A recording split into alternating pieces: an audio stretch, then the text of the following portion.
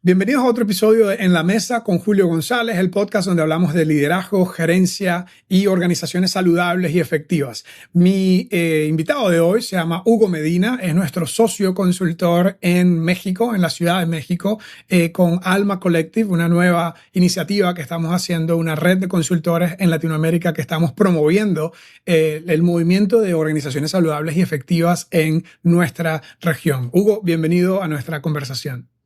Muchas gracias, Julio. Un placer tener este espacio contigo. Muy entusiasmado de ser parte de este proceso. Ya algunos años en contacto con metodologías de Patrick Lencioni, pero encantado de ser de esta iniciativa, ser parte de esta iniciativa.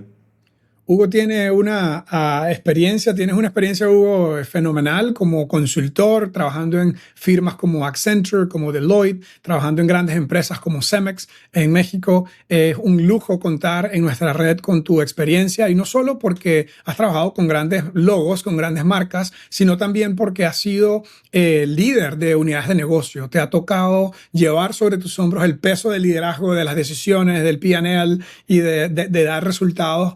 Y sin embargo, estás convencido de que el cómo logramos los resultados es tan importante como los resultados que logramos. Por supuesto, así es.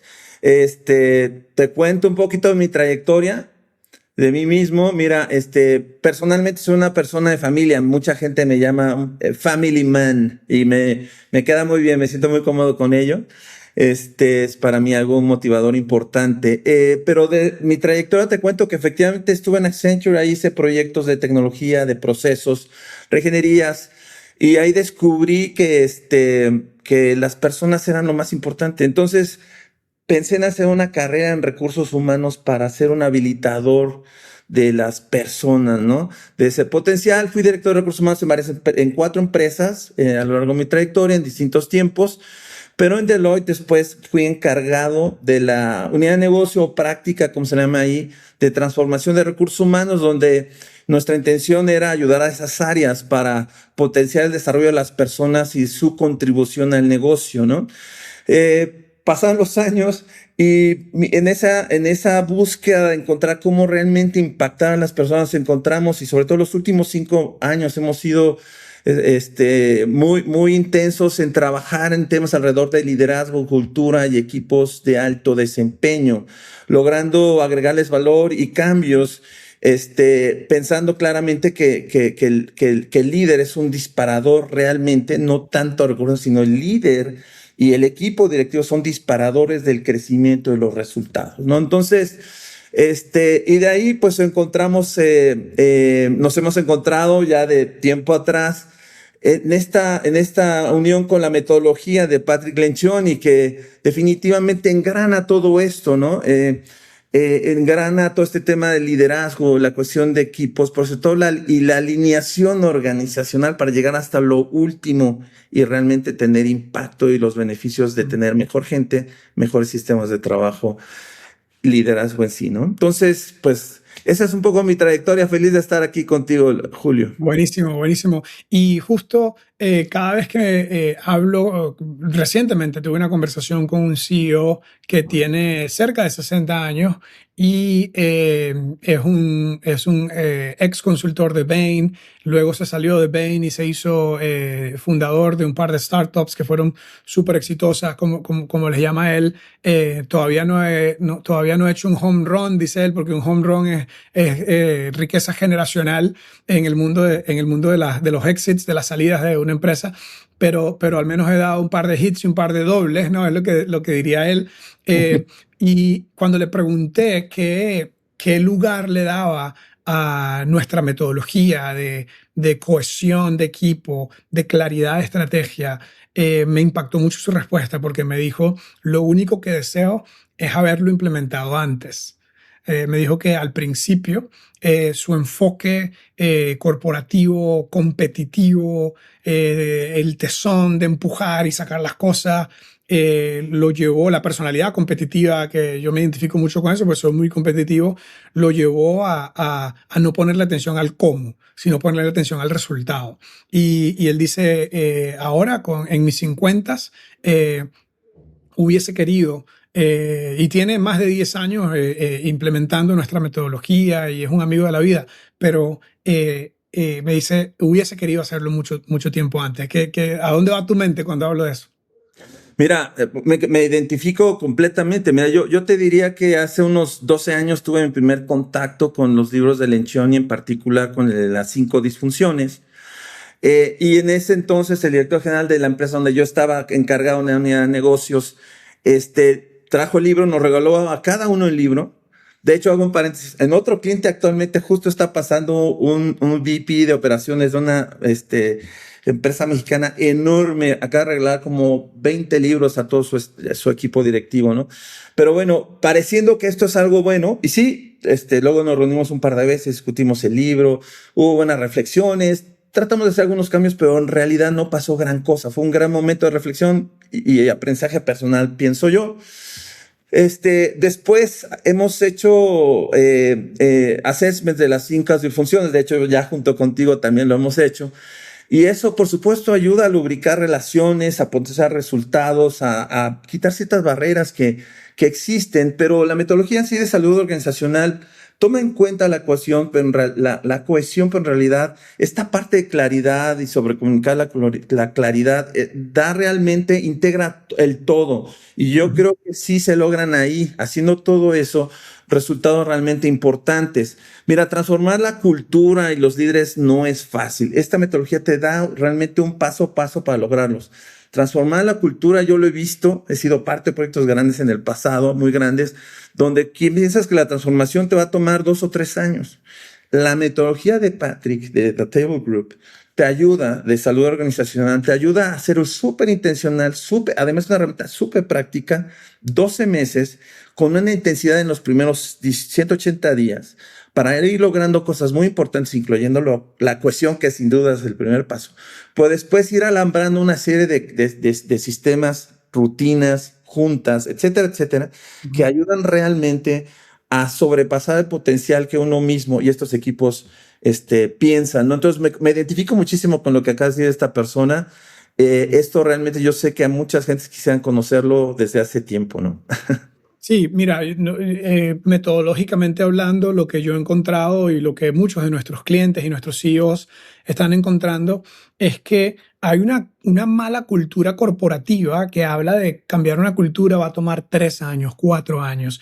Y a pesar de que no es comida de microondas, a pesar de que no es instantáneo, No, no no. cambias la cultura con leer un libro, no cambias la cultura con ir a una charla, tampoco la tienes que cambiar en 4 años. Eso suena un poquito a status quo corporativo que en 4 años vemos qué pasa y a nadie le duelen los resultados. Y tú, como líder de negocio que has sido, sabes que ese no es el estándar, la expectativa en el No mundo hay de los negocios. paciencia, no hay Nosotros, paciencia para eso.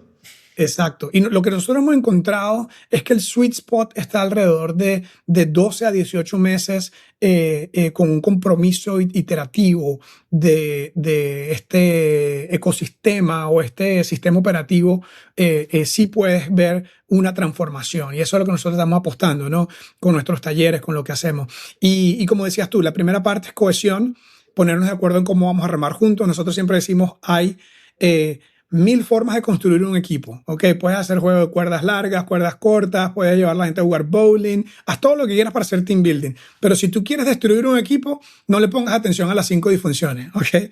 No generes confianza, no generes buen conflicto, no generes compromiso, no generes accountability y atención a los resultados colectivos. Entonces, la Biblia de trabajo en equipo, la mejor metodología, esto no es dicho por mí, que soy consultor de Table Group, sino dicho por las mejores universidades de Estados Unidos, dicho por los mejores, las empresas más grandes en Estados Unidos, el sistema de las 5 conductas de equipos de alto desempeño o en negativo las 5 disfunciones de un equipo es realmente muy útil para construir un equipo de alto desempeño. Esa es la primera disciplina. Y cuando nosotros trabajamos con un cliente, como tú sabes, nos enfocamos en el primer día solo trabajar el diagnóstico de las 5 conductas y áreas de enfoque, áreas de mejora, acciones clave.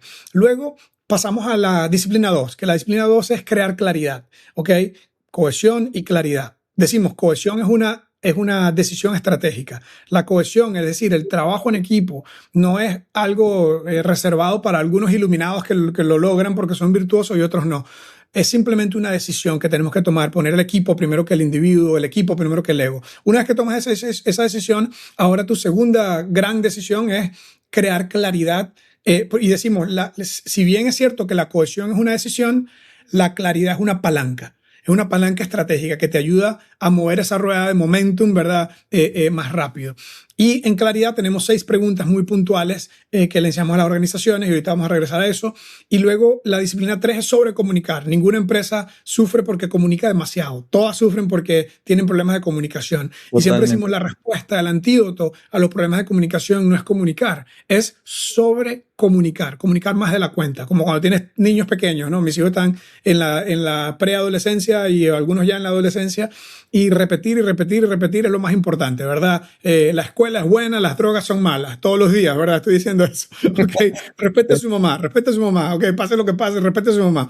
Y lo importante hay que repetirlo, y eso es lo que nos estamos diciendo en el mundo organizacional. El tema es sobre comunicar y hay varias estrategias que les dejamos a los equipos para eso. Y por último, recursos humanos debe convertirse en el ecosistema, en los procesos y herramientas que utilizamos para que esto tenga vida propia, para que no sea una charla y que no sea un taller, sino que se convierta en cultura. Entonces, los procesos de contratación, de onboarding, de despidos, de medición de resultados y la calidad de las reuniones de los equipos son clave. Entonces, esa es nuestras 4 disciplinas, y nuestro trabajo esencialmente es ayudar a nuestros clientes a que sean expertos en esas 4 disciplinas. No es la pomada Conaria, no es la última Coca-Cola del desierto, no es lo único que las empresas necesitan, pero es una buena navaja suiza que te ayuda a tener una herramienta con múltiples herramientas para atender a tus problemas de cohesión y de claridad.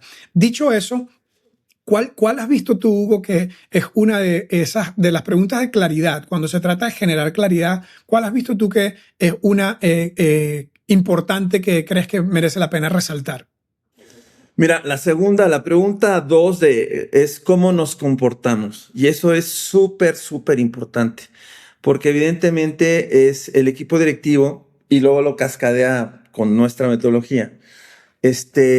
Lo tiene que modelar primero y tiene que estar sobre todo de acuerdo qué es importante y cómo vamos a hacer las cosas de manera diferente. Mucha gente piensa que los valores, si ya están ahí en su lugar en la empresa, pues ya está. Si hay un set de competencias, pues también eso ayuda. Y sin duda, especialmente los valores son fundamentales, un marco de convicciones, de principios muy relevante que tienen que ser permanentes por mucho tiempo. Pero nosotros estamos yendo a cosas más prácticas. Si tú tienes un plan de negocios a 1 o 2 años, tienes que verdaderamente razonar qué es lo que tenemos que hacer diferente, cómo nos tenemos que comportar el director general y los directores del comité directivo y el resto de la organización para realmente lograr lo que se quiere, ¿no? Y déjame darte un ejemplo de una empresa con quien estamos trabajando todo esto.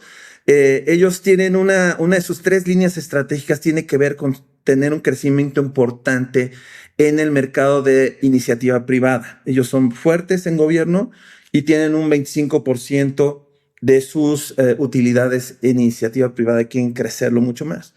Entonces, se definió una serie de cosas, incluyendo la pregunta 1, ¿por qué existimos? Sin embargo, en la parte de cómo nos comportamos es fundamental el cambio. Y ellos tienen un valor que es el respeto, otro que se llama la transparencia, otro que se llama conciencia ecológica, y todo esto es padrísimo. Sin embargo, para realmente hacer la diferencia en IP, ellos llegaron a una conclusión. Voy a poner 2 ejemplos, 2 comportamientos fundamentales para lograr esa línea estratégica y esos objetivos. Y es agilidad y flexibilidad, fundamental. Y la otra es cuestionar el status quo y romper paradigmas. Y así tenía que comportarse y vivirlo, modelarlo desde el director general y todo el equipo directivo. Sí, claro, tienen que seguir respetando, tienen que ser transparentes, tienen que tener conciencia ecológica, pero estamos hablando de cómo tenemos que comportarnos en los siguientes meses para lograr los objetivos, ¿no?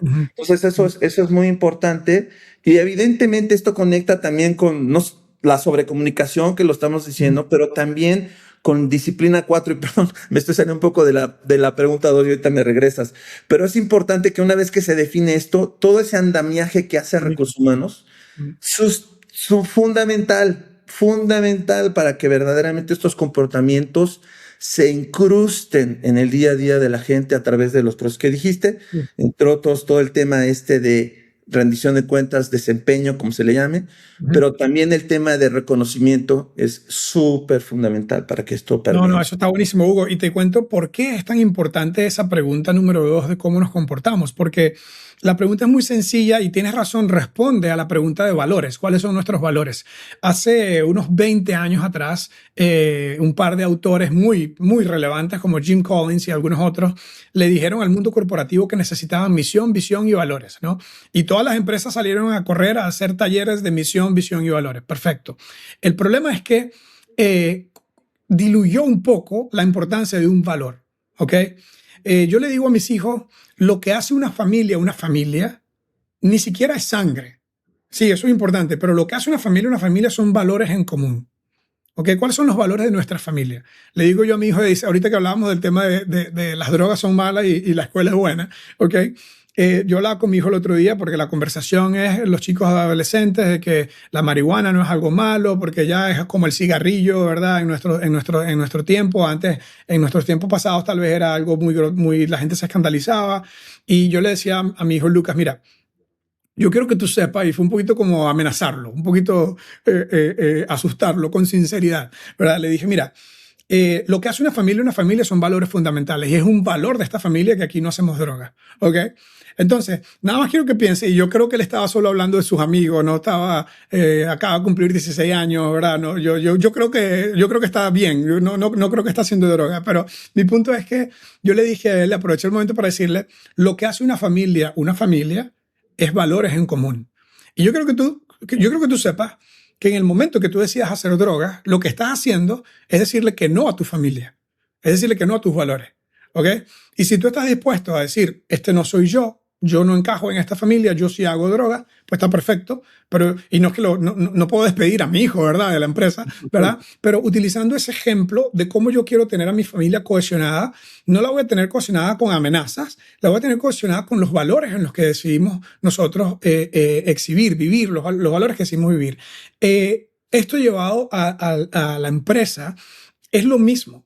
En la empresa, la comunidad que se une para trabajar aquí tiene que adherirse a los valores. Y por eso es que es tan importante dos cosas. Uno, que una empresa tenga bien definidos sus valores fundamentales, ¿ok?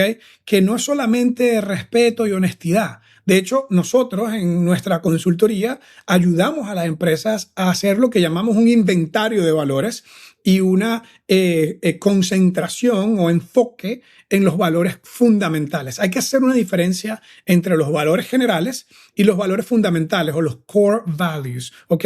Y los core values son esas cosas por las que tú estarías dispuesto a despedir a alguien si después de la primera vez y la segunda vez a la tercera se tiene que ir, o en algunos casos con algunos gerentes generales ni siquiera hay una segunda oportunidad cuando se rompe un valor fundamental. Entonces, el tema de la honestidad, obviamente quieres que todo el mundo sea honesto y eso tiene que ver con integridad y carácter, temas personales, pero las empresas deben alejarse de lo que nosotros llamamos valores iniciales de permiso para jugar. Si no eres honesto, obviamente no puedes estar aquí. Correcto. Pero esas es como las credenciales mínimas que tienes que tener, ¿verdad? O los valores mínimos. Y luego hay otros tipos de valores. Hay valores que son, por ejemplo, valores accidentales que están en la cultura de la organización, pero no nos sentamos nunca a pensar si ayudan a añadir valor a nuestra propuesta de valor única o si son simplemente algo que así se fue dando en la organización.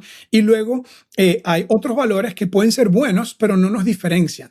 ¿Ok? Son valores que cualquier otra empresa podría tener. Nosotros estamos diciéndole a las personas, tus valores fundamentales son únicos. No son, todo el mundo tiene que ser honesto, todo el mundo tiene que ser respetuoso, pero como esto es único para tu empresa, tiene que ser diferenciador, ¿ok? Tiene que ser diferenciador, no puede ser un valor que todas las empresas tengan, y aunque los tengan, cómo diferencian y cómo apoyan tu propuesta de valor.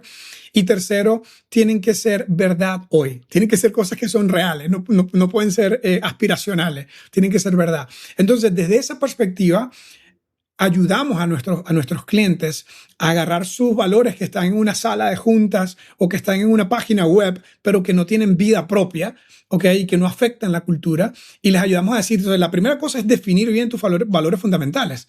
Esto es lo que Lencioni le llama esto los límites de la diversidad.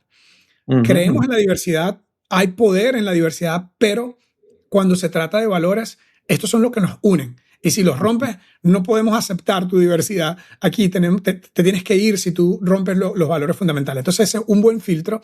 Y el segundo es utilizarlos para contratación, utilizarlos, como acabas de decir tú, para reconocimiento, ¿ok?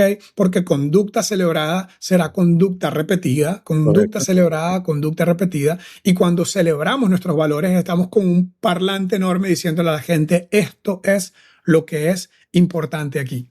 ¿A dónde va tu mente con todo eso? Pues mira, totalmente de acuerdo. Y me parece que hay algunos factores importantes para poder hacer que estos valores o estos comportamientos realmente se vivan, ¿no? Y como sabes, trabajamos mucho el autoconocimiento con las personas y tenemos un par de herramientas importantes para hacerlo. Una de ellos es The Ideal Team Player, ¿no? Que lleva a lo más íntimo de la persona, porque para poder entender, para poder comportarte como se debe, tienes que empezar también a pensar cómo tiendes a comportarte, ¿no? ¿Cuál es tu tendencia inicial para hacer las cosas? Entonces, si tú no eres vulnerable, ¿no? Y vulnerabilidad es otra de las características de un buen líder para poder movilizar a los demás. Si no eres consciente de cómo tienes a comportarte y que quizás en algunas cosas eres un poco contrario a este tipo de comportamientos esperados, pues no vas a hacer los ajustes necesarios. Y por otro lado, este tipo de prácticas ayuda porque si lo hace todo el equipo directivo y entiende, no, si hace poquito hicimos una dinámica justo con el equipo directivo y se logra, también abona la confianza, por cierto, claramente, pero ahí cuando empezamos a clasificarse, cada uno se empezó a clasificar si tendía más hacia la humildad, etcétera, etcétera, para no dar la clase aquí. Todo el mundo sabía hacia dónde iban las personas, ¿no? Hacia qué grupos se iban a clasificar. Y eso lograba, aparte de tener más confianza, a poder hablar las cosas como son, ¿no? Y cómo podemos complementarnos como equipo. Entonces yo creo que el tema del autoconocimiento alrededor de lograr estos comportamientos es importante. Y después de eso, otra cosa que funciona para ir empezando a forzar esos comportamientos son temas de mentoría y acompañamiento, ¿no? Que son cosas fundamentales con el director general directamente, en sesiones 1-a-1, mentorías, pero también viendo y nos han permitido, y es muy efectivo cuando podemos presenciar cómo tiene una sesión 1-a-1 con miembros de su equipo, o incluso estar en sus sesiones de comité, ya sea de resultados o de iniciativas tácticas o de proyectos tácticos. Y entonces, en ese ver cómo interactúan, podemos señalar cómo es que efectivamente esos valores o esos comportamientos se están dando o no, y poder acompañar, retar a los líderes para que salgan de su tendencia natural y hagan los ajustes necesarios para realmente comportarse como se espera para poder ejecutar la estrategia de negocio, dar resultados y sí, como bien dice, también ser sostenibles en el tiempo, ¿no? Estas cosas duraderas que tienen que hacer la diferencia todo el Y tiempo. nosotros hacemos mucho este término que le llamamos auditoría de reuniones, ¿no? Que es una forma divertida de decir, nos vamos a sentar, a hacer una mosca en la pared, dicen los gringos, ¿no? A estar ahí observando la calidad de tus reuniones, porque tienes razón, es el ecosistema donde vive la cultura, ¿no? Esas estructuras invisibles salen, ¿verdad? Emergen en una buena reunión, ¿no? Cuando estás tratando de que la gente genere confianza, tenga buen conflicto y ahí te das cuenta, es en las reuniones. Entonces, hemos hecho eso. Justo recién estuve en la Ciudad de México con un cliente donde me permitieron estar en su ambiente nativo, ¿no? En su reunión y poder darles retroalimentación en dónde están cumpliendo y viviendo los compromisos. Y esto llevado al asunto de los valores, habrán algunos donde a través de la mentoría y a través del desarrollo podremos ayudar a las personas, pero cuando se trata de valores, si se rompen continuamente y en algunos casos como dije antes, si se rompen 2, 3 veces, la gente hay que, como dice un amigo mío, liberarle el futuro para que tengan éxito en otra organización. La mejor forma de tener un equipo de alto desempeño es reclutar bien, reclutar personas que encajen en tus valores fundamentales, reclutar personas que, por ejemplo, si en tu compañía acabas de mencionar una que tenía la agilidad, ¿ok? Yo tengo un cliente que habla de eh, speed over perfection, agilidad. Prefiero la rapidez que la perfección, ¿ok? Y si tú tienes personas que pueden ser muy buenas personas, pueden salir todos los viernes a almorzar con su mamá y son increíbles individuos, ¿verdad? Pero eso no quiere decir que encajan en esta cultura. Eso es muy difícil porque cuando la gente nos contrata, a nosotros piensan, bueno, esta es la gente de los equipos, del lado humano, y muchas veces nos toca decirles, tienes que despedir a las personas que no encajan. Y es mucho más fácil a veces despedir a alguien que se robó algo de la empresa que despedir a alguien que es una buena persona, pero no encaja aquí. No encaja aquí, no es justo porque si estás tratando de crear un equipo de alto desempeño, déjame decirte esto, y tú lo sabes, ¿no? A nuestros oyentes, y es muy intuitivo, es la gente que es de alto desempeño odian la mediocridad. Y las personas que Sí, van a un paso más lento o incluso aún peor, porque lento no siempre significa mediocre, pero las personas que tienen una mentalidad mediocre, de mediocridad, no encajan en las organizaciones que tienen una mentalidad de alto desempeño. Piensa en un equipo de fútbol. Estos equipos de fútbol, que estoy seguro que en México lo habrán, no sé si es más diverso, ¿no? Pero en la mayoría de los países hay 3 o 4 equipos que están siempre en la parte superior de la tabla. ¿Y sabes qué? Resulta que esos 3 o 4 equipos hacen las cosas diferentes. A veces sí tiene que ver que tienen más dinero y más trayectoria y etcétera, y eso ayuda definitivamente, pero a veces no es el dinero, a veces es que hacen las cosas muy diferentes y tiene un jugador que es muy bueno, pero no encaja en el nivel de este equipo porque este equipo está comprometido con el alto desempeño. Entonces, cuando hablamos de valores, no es solamente el generar confianza y el que todos somos amigos, no, a veces es reclutar bien e incluso dejar ir a las personas que no encajan en la cultura que estamos tratando de fomentar aquí. Y eso se puede hacer de forma humana, se puede hacer de forma saludable, ¿no? Incluso es mejor para la persona que vaya a una organización que tiene un encaje cultural más cercano a sus propios valores. Si la correcto. agilidad no es una o si no es una persona que está tan enfocado en ser competitivo y esta empresa es muy competitiva, pues no va a encajar en esta empresa. ¿Cómo Sí, escuchas eso? sí, no, totalmente. Y volvemos al autoconocimiento, porque y el que la gente, el equipo directivo o los equipos en general de líderes se conozcan mutuamente, porque efectivamente en ese speed over perfection yo creo que está perfecto o agilidad. Pero hay gente, tú sabes, hay gente de velocidad rápida y de velocidad pausada, incluso en su pensamiento o en su accionar. Este, eh, y hay roles donde a lo mejor esta persona, si tú tienes a alguien que no es rápido, que no tiene esa tendencia, esa tendencia a velocidad, este, eh, por ejemplo, en ventas, pues estás frito, o en operaciones, o en logística, o en servicio al cliente. O sea, hay roles que definitivamente no estarían bien para esa persona, pero si todo el equipo y esa persona sobre todo sabe que no, que más bien es una persona pausada, más reflexiva, necesita información, hacer introducción, tomar una decisión bien pensada, consensada, lo que sea, pues probablemente necesita una posición más de staff, ¿no? De planeación, de algunos otros procesos más está, puede ser incluso recursos humanos, puede ser en otros ámbitos, ¿no? Que el equipo reconozca y reagrupe a sus fortalezas y a sus personajes de acuerdo a esto también es otra forma de hacerlo, Sí. ¿no? Entonces, Totalmente, totalmente. Y tienes mucha razón. A veces no es la velocidad, no necesariamente es correlacional o no tiene una correlación con el valor. Si tú correcto. tienes una persona que es súper competitiva, pero va un paso más lento, eso lo va a demostrar en sus resultados, ¿no? Y usualmente estas personas tienen la precisión de trabajar en las cosas correctas que le van a dar el máximo resultado. Desarrollo Eh, de productos, o sea, hay un montón de temas donde si vas muy rápido puedes echar a perderlo todo. Ujú, ujú, Entonces sí, es bueno entender eso para ver cómo los equipos se complementan, ujú. pero efectivamente, si alguien está más allá de esto, fuera de lo que se necesita para lograr un alto desempeño, pues el equipo tiene que, conociendo estas cosas, incluso se van autogestionando. O sea, en mi experiencia, cuando alguien no cabe en ese equipo, solito, incluso no necesita tanta presión, empieza a buscar alternativas dentro de la organización.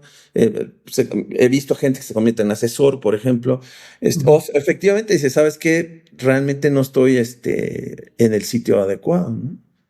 Correcto, correcto. Yo creo que es algo muy digno y dignificante, si eso es una palabra, el que las personas puedan estar en el lugar donde encaja más con su fortaleza. Esto está muy relacionado a Working Genius, que es una evaluación de talento y competencias que tenemos para ayudar a las personas a encontrar sus talentos principales, sus competencias principales, pero es demasiado bueno que las personas estén en lugares donde están más diseñados para eso que en organizaciones tal vez donde no encajan. Nosotros, en el proyecto que me tocó dirigir por muchos años en Costa Rica, decíamos que adoptamos los valores de Humble, Hungry and Smart, y básicamente para nosotros, en lugar de decir hungry, decimos proactivo. Queremos trabajar con alguien que es proactivo, que es humilde y que tiene inteligencia emocional. ¿Okay? ¿Por qué? Porque si tú no eres proactivo, y Priscila, que es nuestra productora del podcast y parte del equipo acá, me acuerdo que teníamos a un proveedor que se llamaba Mauricio, se llama Mauricio, de hecho todavía nos ayuda en otras cosas en Costa Rica.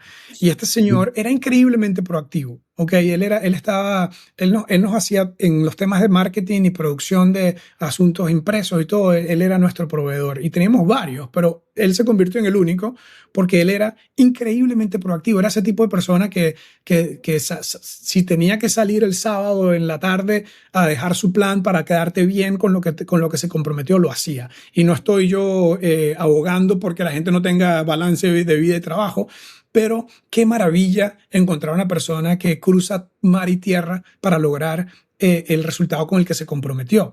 Y en contraste, teníamos muchos consultores que nos prometían, muchos proveedores que nos prometían el cielo y la tierra, y cuando llegaba la hora de la hora, había una excusa, como dice un amigo mío, una larga y una corta, y al final no estaba dando el resultado, y hablaba muy bonito, pero no daban el resultado. Entonces, en nuestro equipo, y esto fue culpa de Priscila, que está detrás de las cámaras aquí grabando y escuchando todo esto, llegamos a decir, cuando íbamos a evaluar un nuevo personal, una nueva contratación, decíamos, ¿es como don Mauricio o no es como don Mauricio? En Costa Rica sabes que usan el don, ¿no? Entonces, ¿es alguien como don Mauricio o no es como don Mauricio? ¿Ok?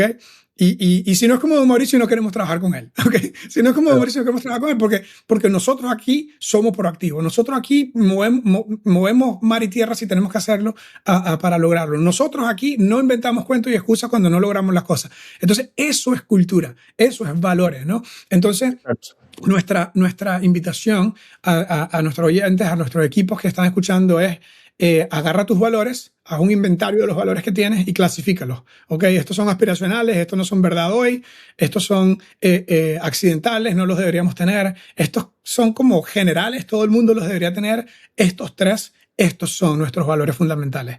Si se rompe esta trilogía, ahora no pueden ser 10, no puede ser un decálogo porque son demasiados. Si se rompen estos 3, tenemos que tener una conversación seria, y si hay reincidencia, la persona no va a tener éxito en esta organización, porque en esta organización estas 3 cosas son las más importantes. Creemos que eso le va a ayudar a las empresas a generar cultura, a contratar y atraer el talento correcto que necesitan para ir más lejos, más rápido. Correcto, totalmente de acuerdo, así es. Buenísimo, Hugo. Muchas gracias por ser parte del equipo en México, por el trabajo que estás haciendo, y gracias por tu tiempo hoy aquí en este podcast y por traer la experiencia que tienes de tantos años y organizaciones brillantes para ahora ayudar a nuestros líderes, a nuestros gerentes a ir mejor. Así que muchas gracias por tu tiempo hoy. Encantado, Julio. Un abrazote. Nos vemos pronto.